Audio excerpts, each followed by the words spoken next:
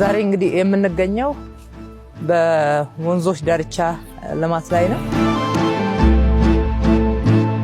ምናልባትም በአፍሪካ አሉ ከሚባሉ ፓርኮች ውስጥ አንዱ ሰዎች ሊጎበኙት የሚመጡበት ሊያዩት የሚጓጉት ቦታ አድርገን ነው እየሰራን ያለነው።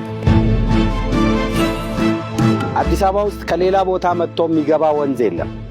ከዚህ ተራራ ውስጥ በሚመነጩ ምንጮች ነው ወንዝ የነበረው በፊት። እዛ ጋር መርከብ ሬስቶራንት አለ፣ እዚህ ደግሞ አክምባሉ አለ። ይሄ አርተፍሻል የጀልባ ጉዞ የሚደረግበት ነው። ባክ ቱ ኦሪጂን ያለው አካባቢው አዲስ አበባ ነገዋ በጣም ያጓጓል።